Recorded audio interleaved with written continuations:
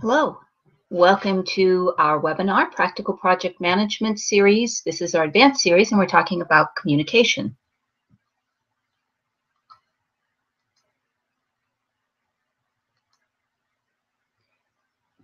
Before we start, in case you haven't been to one of these before, don't really know about me, I'm going to convince you that I actually know what I'm talking about. My name is Kim Wasson. My education is a bachelor's in computer science from Cal State and a master's in industrial engineering and engineering management from Stanford. I have held positions from line engineer to vice president at companies as large as IBM and eBay and as small as brand new startups. And about 10 years ago, I started my own consulting firm, Ivy Bay Consulting. In every position and on every contract, with every client, I have used project management tools and techniques, and communication is absolutely top amongst them. My specialties are tailored solutions. I do project and program management, and I coach project and program managers. I untangle messy projects. I do process improvement in engineering, and I work with folks on time management. One of my specialties is distributed and international teams, and I've been working that way with teams at multiple locations for my entire career. You can see more about what I've done and what I do and get all kinds of resources on my website, ibbay.com. All right, let's get started. What shall we talk about today? We're going to go through the most important rule for communication. We'll talk about various kinds of reporting, and I'll give you some contents and formats and guidelines. We'll talk about how to have effective meetings. We'll talk about the reminders that as project managers you really have to give to people. I know that we cover learning styles in a number of different webinars, but it's especially important to communication, so we're going to walk through that pretty quickly. And then we'll talk a little bit about ways to work with distributed teams. And of course, we'll wrap it up with the things that you should remember. So what's the most important rule in any kind of communications? It's know your audience. Understand who you're talking to, understand what they're trying to get out of things. The more you know about your audience and what drives them and what their expectations are, the better you're going to be able to communicate with them. So let's move into reporting, since that was a pretty easy rule to remember, but maybe a harder one to actually implement. First, we'll talk about regular team reports, and this is kind of a combination of written and verbal, because sometimes you don't write the report, you just give it in a meeting. But these are reports that you are doing for your team. You're letting your team know what's going on. You're getting information from them. So what you want to do, either written or verbally, you want to give a quick State of the Union address in your regular meeting or in your regular report. Just an overview of where are we. You don't want to write a book, or you don't want to read a book out loud, right? You want to keep it concise so you don't lose people's interest, so you get the points across you're trying to get across. But here are some of the things you may want to include. First of all, the information you want to highlight should be highlighted. Don't make people dig for what you want them to understand. Make sure if it's a written report, make sure it actually is highlighted. Put it somewhere where it's easy to see, point it out. Make sure that the most important points you want to get across are easy to find. Anything new? Sometimes you have stuff that is affecting the project indirectly. Organizational changes, weather changes, someone being on vacation.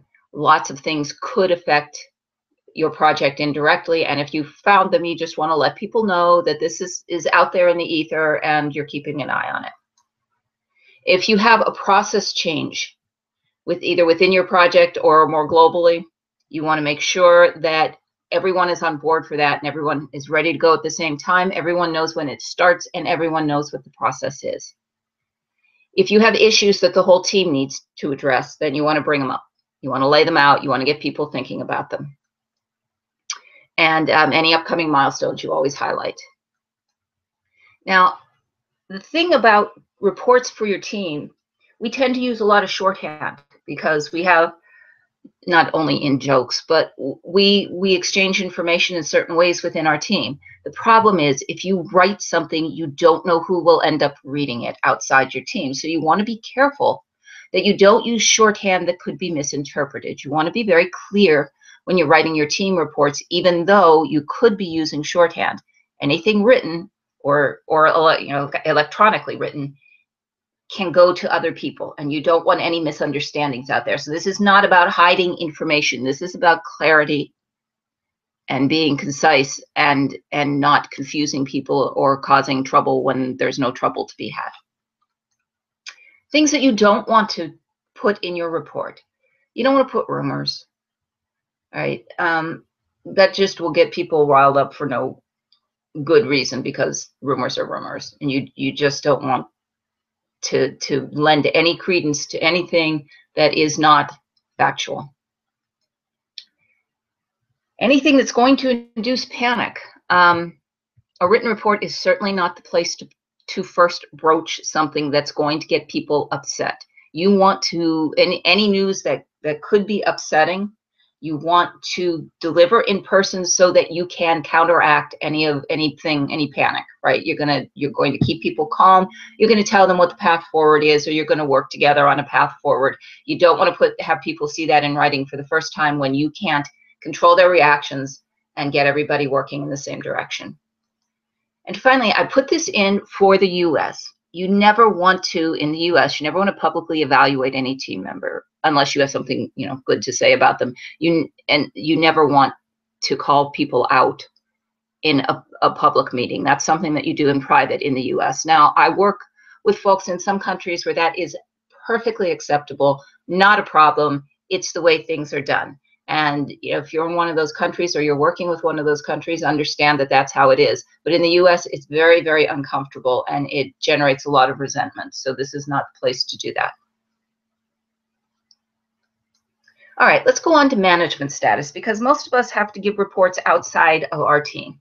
And this could even be, for a volunteer effort, if you're reporting to a board of directors, if you're just reporting to your line manager, whatever. These are reports that you give to your management, and typically they are written and often also verbal. So one of the things to focus on in any management status report is that you want to provide summary level information. You'll have the detail available somewhere, but in general, managers, especially if you get to the C-level, they're going through a lot of information every day, and they're switching gears a lot. And what you want to do is give them the high level view, just enough information for them to decide whether they want more, or whether what you've given them is enough. And really, typically, people don't want a lot of details if the news is good. If the news is bad, people do want a lot of details so they can understand what's going on. But you always have the detailed information available, but don't dive right into it. Don't make them work to understand the high level view.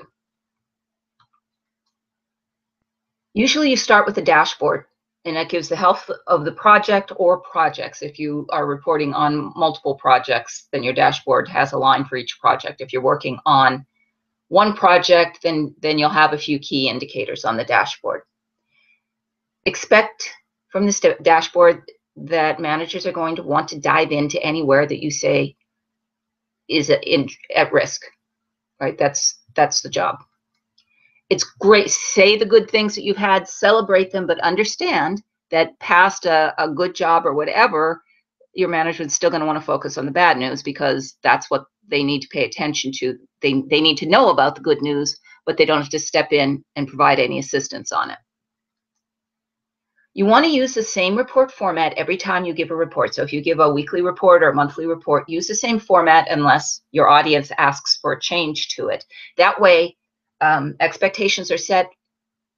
Your audience knows where to look for different things. Things are easy to find. They can compare week to week, month to month, whatever it is. If you need management assistance, ask for it. Don't expect someone to wade through this and guess where you need their help. Ask for the help. If you need to escalate something, if you need information that you can't get anywhere else, if you need a little push, if you need a little help, whatever you need from the person that you're presenting this to, ask for it. And don't hide stuff. Don't think, oh, we can catch up. It's going to get better, because chances are that you're not going to catch up. It's not going to get better. And then your management's going to know why you didn't tell them earlier when something could have been done about it. So don't hide information. Just be factual. If you have problems that you're reporting, let your management know what you've done, what you recommend doing, any contingency plans, or if this is one of those areas where you need help, let them know what you've tried that hasn't worked. And don't be alarmist. The sky is not falling. Be very factual. Where are we? What are we doing about it? Charts and graphs are great in these kind of reports. If you're reporting on a single project, then you may have them in your dashboard, just regular metrics. Have the details available because sometimes folks want to see the details. Okay, let's go on to customer status. If you have a customer and you have regular reporting, what are you going to focus on? First of all, what's the customer interested in? And second, what you need your customer to see. This could be internal customers in a large company. It could be external clients. But what they're interested in may not always be what you need them to see. So you need to cover both. Before you start to put your report together, understand what message you want to convey, right? And make sure that your report conveys that message. So if your message is, you're not doing your part, so we can't do our part, make sure that that's reflected in the status. If your message is, everything is wonderful, it's on track, we're doing well, make sure that your report reflects that. Keep the report relatively high level. Typically with customer status, you don't need to dive into the details, and often it's not appropriate, even if the customer is asking for it. Don't make any commitments to a customer that you are not sure about. Don't say, oh, I think it'll be done by the end of the year, if you don't actually have that date in a plan somewhere, because people remember the dates you give them. And all those words around the dates get lost. People remember dates. So or content or whatever. But if you are not really ready to make a commitment, then don't. Okay? Also, don't walk out of a meeting having made a commitment that you didn't come in prepared to make. If you're reporting on more than one project, you're going to want an overview, you're going to want that dashboard. And then you're going to want a section on each project.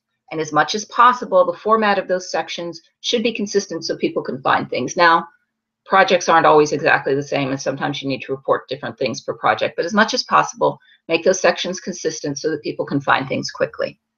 If you made commitments anytime earlier, make sure you report on your progress towards those commitments. Don't try to hide something that's not going well. And don't forget about commitments that you made. As always, be factual. Be prepared to back up any of your high-level statements with detail. If you need a decision from a customer, you want to highlight it. Don't expect them to dig it out of your report. You won't need to say, I need you to decide on this. Give them a drop-dead date. I need this decision by this date, and then the impacts. And if one is not made, this is what's going to happen. And whenever possible, red, yellow, green is a nice way to talk about status, unless you have a colorblind customer. And it's good to find that out early, because red, yellow, green gets a little messy if they can't see red, yellow, green. Now, sometimes you'll have widely disseminated reports. These tend to be those things that are like up on the leaderboard in your company lobby or whatever, something that everyone needs to see. So they're for large-scale consumption. They're typically very high level and very general. No one cares about the details. So typical contents are the overall health and risk of the project. What are the risk factors? What are we worried about? What's our next milestone and how are we doing against it? And any other committed status. So for example, if you're putting together an app for the Apple Store, you may have a beta date that you're shooting for, even though you have some other milestones that you're going to reach first. So you're going to keep that beta date in front of folks. And then metrics are really good. They are a quick snapshot of some aspects of your project. And they can go in any of your reports. They can go on a board somewhere. They can be on a web page. They're very helpful. But there is a whole school of thought that's mostly gone by the wayside that says pick something, anything, and measure it, and then change, what you're measuring as you find out about it. But that's not really, did not turn out to be a particularly good idea, because when you measure things, you change people's behavior because they want those measurements to be better. And if it's something that's going to drive bad behavior, you don't want to do it. So look at your project and understand what's important as far as the project goes. Is it a bug count, some kind of defect rate? What is going to give you actual information that you can watch? Look for trends then in that. Is your defect rate going up? Is it going down? Is there a good reason for whatever trend you're seeing? Is it a good trend? Is it a bad trend? Be prepared to explain those in your status reports, in meetings, whenever anybody asks you. It's a good guideline. If you see a bad trend, you should do some risk analysis and work on that and find a way to fix it. And remember that metrics will drive behavior. So if, let's say you run a customer support organization, and it's call center. And so you've instituted a metric because time is money. You are measuring how quickly folks resolve a call. So what's going to happen is your support reps are going to be trying to get people off the phone because that's what you've told them is important. If you don't balance that with another metric like number of calls per issue, number of times a ticket is reopened, is customer satisfaction with the calls. If you don't balance it, you're going to get yourself into trouble. So understand that whatever you're measuring, people are going to try to make better, and try to anticipate, first of all, and then watch for unanticipated results, behaviors. Put your metrics in a series, in a status report, in wherever you're posting these metrics so that people can see the trends themselves. So some typical metrics: defect counts, whether that is software, hardware, inspection problems when you're building a house, defect counts are a good one. Response time is a good one, either from a person standpoint, how quickly does someone respond to something, or if you're working with an app or some kind of software, how quickly does it process the information and get back. Tickets are a good one. Lots of industries have tickets. On-time deliveries is always a good one. And then another big metric is whatever it is that you're doing, how much has been completed versus how much is left to do. Okay. That's kind of it for reporting and metrics. Let's talk about meetings. The basic rules for effective meetings. You always want to have an agenda. If you can, send it 24 hours in advance if it's a regularly scheduled meeting. If it's a meeting in response to an emergency, you still need to walk into the room with an agenda, or you will not come out of it with what you planned. Your agenda should have the title of the meeting. It should have when and where it is, how people get to it. Then you have your agenda items, and you want to put your agenda items in the order in which you want to address them, because you're going to walk down that agenda. You don't want to skip around. You want people to know you want people to have expectations when they come in that you're going to go down that in order. The first item on your agenda should be review the agenda. So if people have other topics, you can hear them at the beginning and either slot them into your agenda if they're really important, or add them at the end. If this is a project meeting, you should have the project milestones very visible. And then if it's a part of a series of meetings, any action items that were open from the last meeting. I will tell you that my experience over the years has been that most action items are completed the day before the meeting, because you sent out an agenda and reminded people that they said they would do something. Start on time. If someone walks in late, tell them they can catch it up in the meeting minutes, or they can come talk to you afterwards, but don't rehash the meeting so far unless you have some key player who just didn't show up. And in that case, if you can start with some agenda item that they are not key to, then do that while you're waiting for them. People will eventually figure out that you are going to start on time, and they'll make an effort to make it to the meeting. And you want to end on time. People need to be able to get out and go to whatever their next meeting is or whatever else that they have to do, but plan to end on time. If you need to schedule a continuation, do that, but don't drag something out when people have other things scheduled.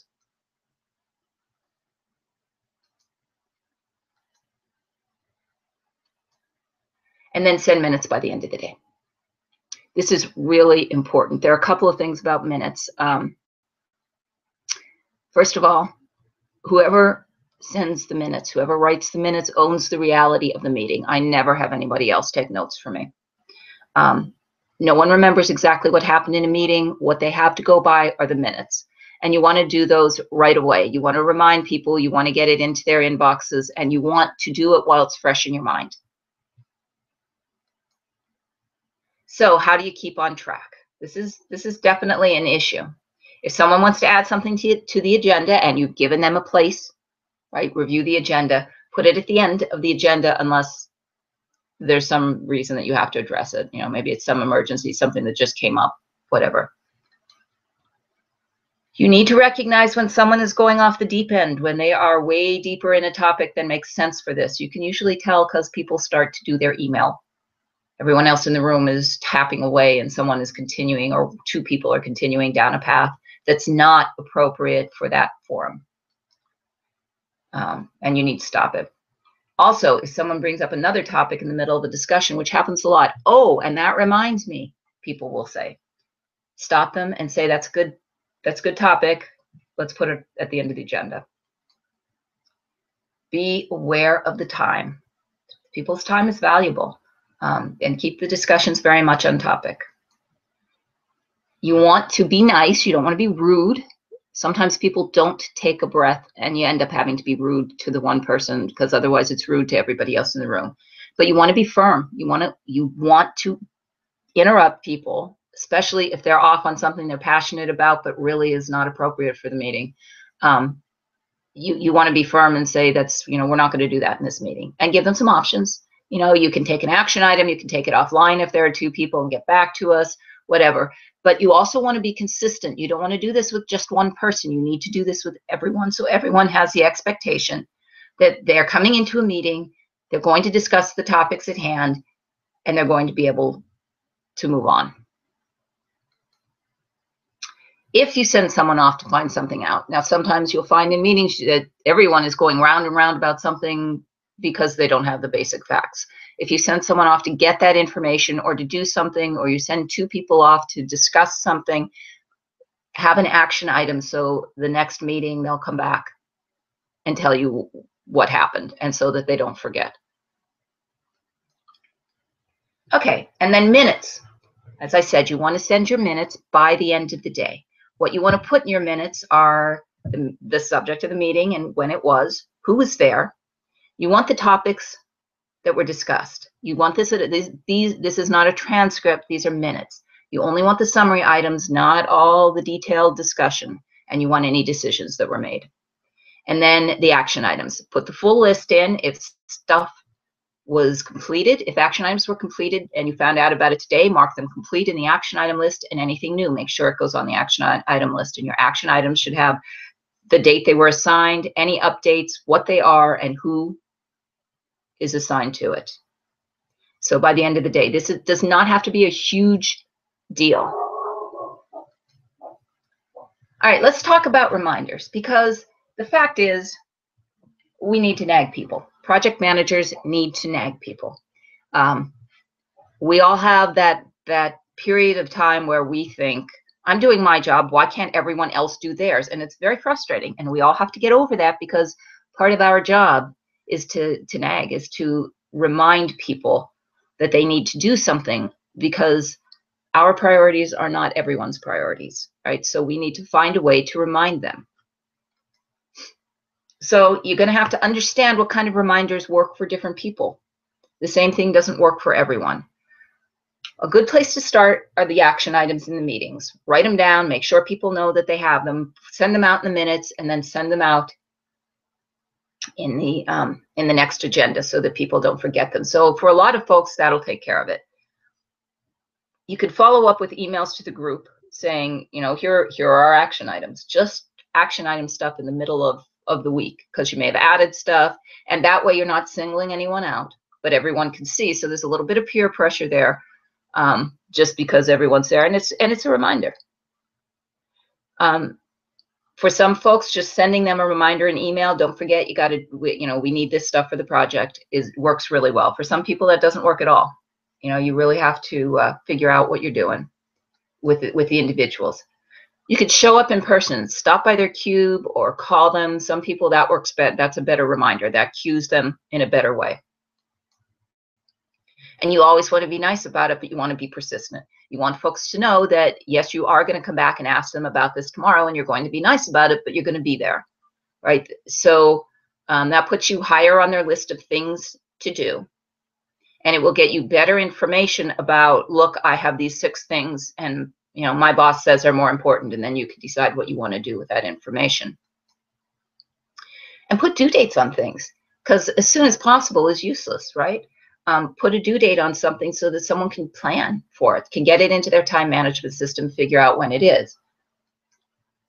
Okay, so we're going to walk through learning and working styles really quickly. I know that this has shown up in a number of the other webinars, but it's very, very important for communication.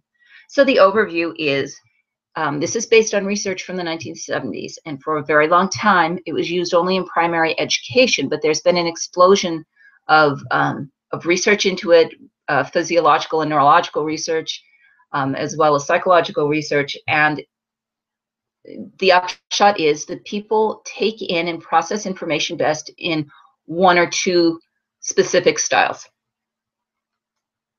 So there are ways to figure it out, but most people, when they see what the styles are, know. But there are a number of websites. You could shoot me an email if you want to know what some of them are. VARC's a good one, that have little tests that help you figure out what your learning style are. But here are the learning styles. We're going to go through each one a little bit to help you understand how to present information to those folks. There's visual, reading, auditory, tactile, and kinetic. We're going to go through each one of these. There are 5 now. There used to be 3, but there are actually some of the organizations have found some other learning styles, like olfactory, but that's not really, doesn't get you anywhere in business. In most environments, olfactory is not really going to help you. So we're focusing on these primary learning styles. So visual, as you might expect, people who are visual learners learn best when the information is highly visual. That means charts and graphs are really good ways for these folks to take in information. Colors, italic, things that help prioritize information, make it jump out visually, are also going to help them. You want to summarize whenever possible and provide the details as backup. I have to say that I think that most of the C-level executives that I've worked with are pretty visual. Not all of them, but certainly a lot of them. And they want the information in a way that they can consume it this way. So you want, for what you can do for most of this is you can provide the information in all of these ways without really any extra work for yourself if you set up some initial formats. So reading learning style is really an offshoot of visual, and it's probably in the past 5 years that this has been determined to actually be a separate style. So written words are what work best for people who learn with reading. Summary is fine, but you're going to want to provide the backup information in words, in a written form. These are the folks who are going to want to see the detail behind the charts and graphs. As you're looking at this, if you're trying to figure out your own style, typically visual learners, you see that I have a little picture at the top of all of my slides. Visual learners usually will look at that first to get a clue about what's going on in the rest of them. Reading learners are going to the words. They want to see the words. Auditory learners, as you might expect, process best when they can hear the information. These folks sometimes will talk to themselves, although that's harder to tell these days with cell phones. But these are the folks in your meetings who are not looking at your slides, but clearly keeping up. right? They're not doing anything else either. They're staring off into space. They might look at the slides every now and then, but they want to hear what you have to say. And this is why one of the reasons that you read your agenda at the beginning of a meeting. The auditory learners are going to pick it up a lot better that way. They may not even have looked at it in their inbox because they don't like to read it. It's just better when you can. You don't have to read off a piece of paper in general. You know, you don't have to read off of your slides, but you want to verbalize the information for auditory learners. That's pretty much it. We are going through these pretty quickly. Tactile. Tactile learners absorb information best when it can be touched. These are the folks who are going to grab the handouts, and they're going to flip through them, and they're going to touch them. They're going to take notes because they need to touch the information somehow to best absorb it.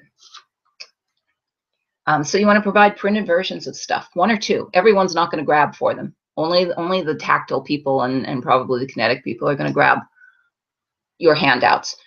These folks like Post-it notes, they like index cards, but you want to provide printed versions for them. So when you walk into a meeting where you've sent an agenda out, provide a few copies, and you will find that people will reach for them and they'll write on them. Okay, and then kinetic learners. This used to be part of tactile, and this is, but it's actually a different classification. They need to move either the information or themselves to help them process. So these are the people whose toes are tapping.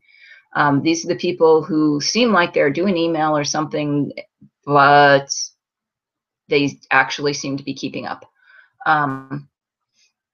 These are the people who want to get up and walk around. Taking notes means that they're moving, right? At least their hands are moving, drawing pictures, that kind of thing.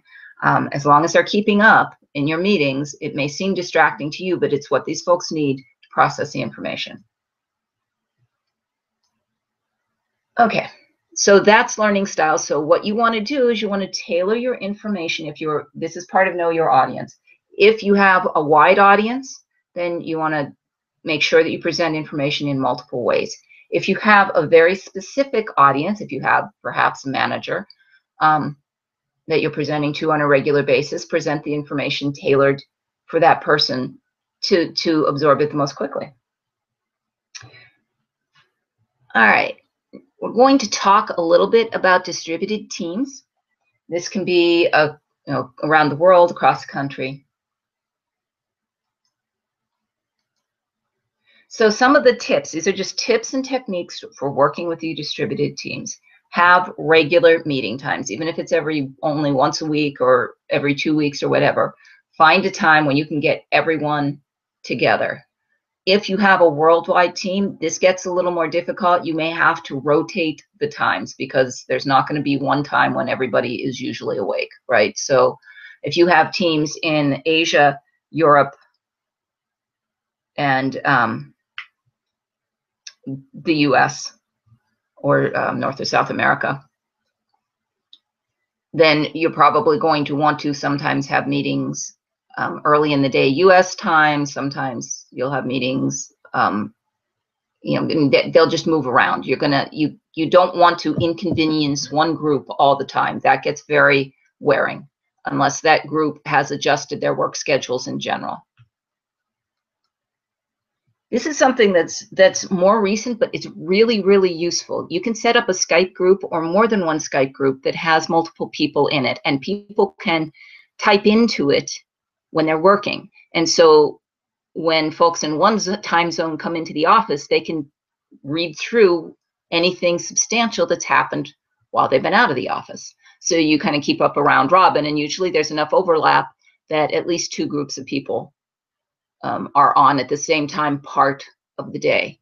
So that's more recent, but that's a pretty useful tool. Video conference or travel regularly. There's a big difference between hearing someone's voice and putting it with a face. If you can do some regular travel, that's actually the best. That's not always possible. But video conferencing will take up a lot of the slack. Have some point people in each location so that everyone doesn't have to be at every meeting, right? So you have key contacts that will gather information and meet. have a document available, a web page, a shared disk, wherever you put your shared information available, that has all the team members, what they do, where they are, get their pictures out there, any other information about the person that they care to share. I like to ski. I have a horse. Whatever it is. And that helps people know more about what anybody's doing. Rather than just seeing a name or hearing a name, they can actually look at the picture and see what that person's doing on the project and maybe learn a little more about them. And connect personally. As much as you can, learn stuff about your other team members. If they if they like to ski, know that they like to ski. Ask how their weekend went. Ask how their holiday went. If they're in another country and there's a holiday you don't know about, ask. Tell me what you're celebrating. Just connect a little bit on a personal level. This doesn't mean that you have to share your entire life, but get some connection points so that people are people and not cogs in a wheel in everybody's mind. And if you're in doubt, ask what's acceptable in the other culture, whether it's in the same country but a different region or in different countries. If you are meeting silence when you say certain kinds of things, connect personally with someone on that, one of the key people, and say, is this a problem? Or, what's out of bounds? What's uncomfortable? Just get a feel for that. Also, do your research. There's a lot of stuff on the web about how different cultures operate and what's important and things like that. So do your research and understand and try to cater to other people's cultures. If you can, have a daily stand-up. If it's a small team, just 15 minutes where you all get together and say the usual things. If you could do a call, that's a great thing. But if you can't, have your point person at each location send an email, and all that's in an email or all that you're going to say in the call. What did we do today? What are we going to do tomorrow? What issues or blockers do we have, or what help do we need? And that's it. And if you can touch base with that information, either on a call or via email or on a Skype group, whatever, every day, then everybody's going to understand what's happening across the project. Okay, that's what I have for you on communications. What do you want to remember out of this? First of all, and most importantly, know your audience. There are different kinds of reporting, and you report differently for those different audiences. You might be reporting to your team. You might be reporting to management. You might be reporting to a customer. Each of those is a different flavor of report, and you want to customize for them, even if you're telling them the same information. And of course, there are the widely disseminated reports. Always publish an agenda for your meeting. If you know that if the meeting's been scheduled at least 24 hours in advance, get an agenda 24 hours in advance. Keep your meetings on track. Publish minutes from all your meetings as soon as possible after the meeting, but no later than the end of the day. Cater to a variety of learning styles. Set up your formats so that that's easy. And for your remote team, set up as many communication channels as possible with them and use those channels. Not only that, but connect personally whenever possible. Okay, that's a lot of information to process. Any questions?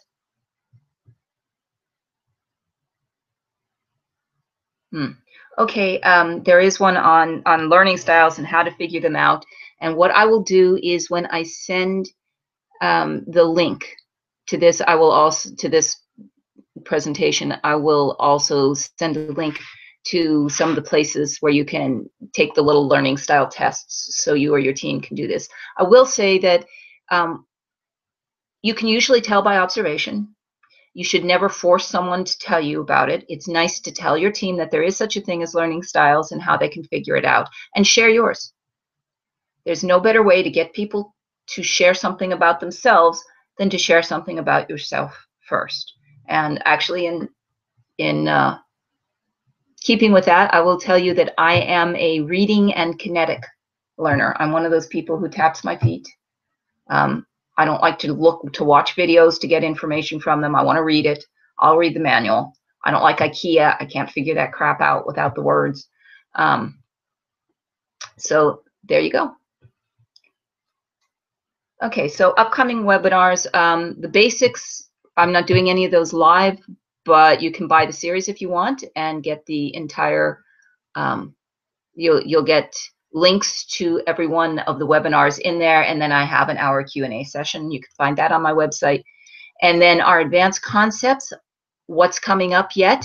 Root cause analysis, making it better, that's process improvement kind of things. Systems analysis, traditional project management techniques, and agile projects and agile project management.